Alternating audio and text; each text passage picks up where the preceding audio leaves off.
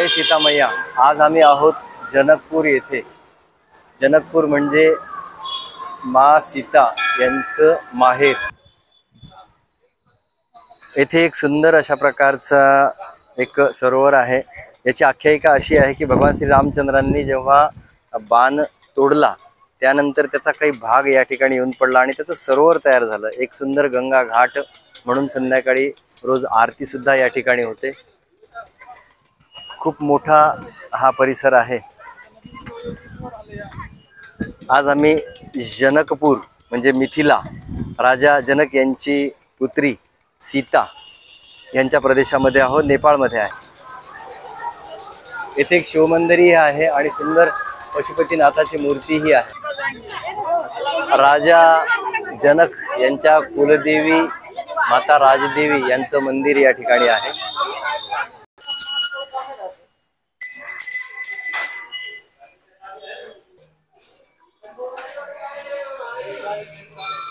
हे मुख्य मंदिर आहे।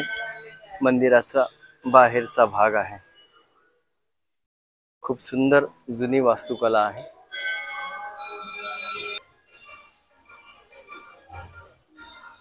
हे संपूर्ण मंदिर जे आहे ते संपूर्ण लाकडाने बनवलेलं आहे।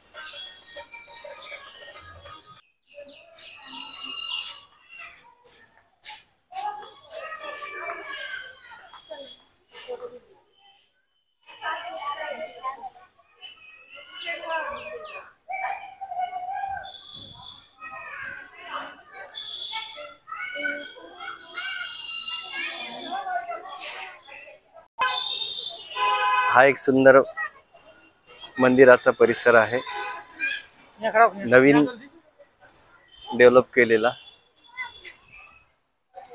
आणि इथे सुंदर बजरंग बलींची एक मूर्ती लावलेली आहे।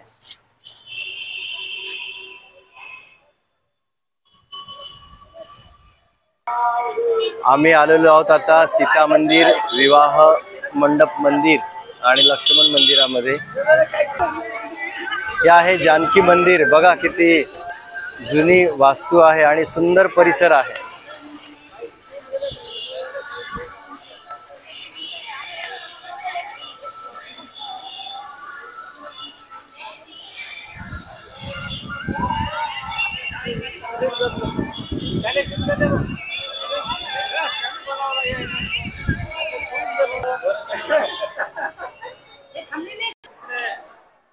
हे मुख्य जानकी देवी मंदिर आहे।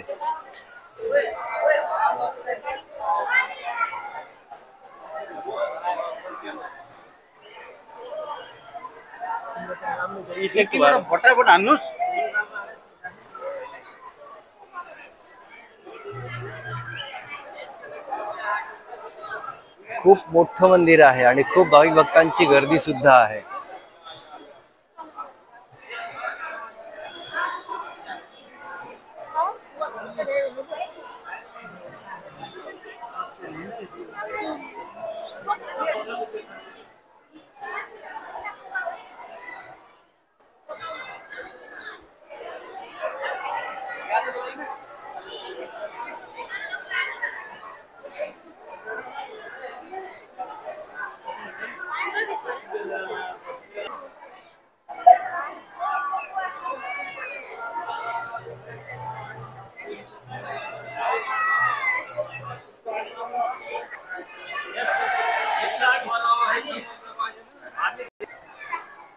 जनकपूर मिथिला नगरीमध्ये खूप साऱ्या भाविक भक्तांची गर्दी या ठिकाणी आहे आणि खरंच हा प्रदेश इतका समृद्ध आहे।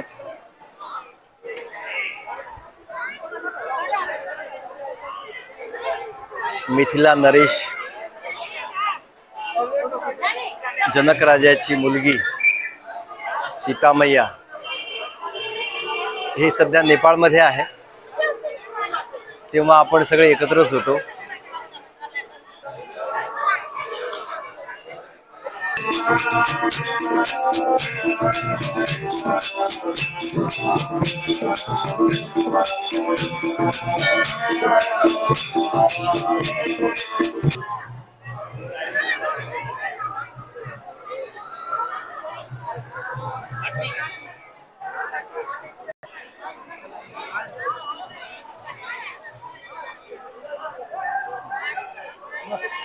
हे मुख्य मंदिर आहे सीतामाईचं.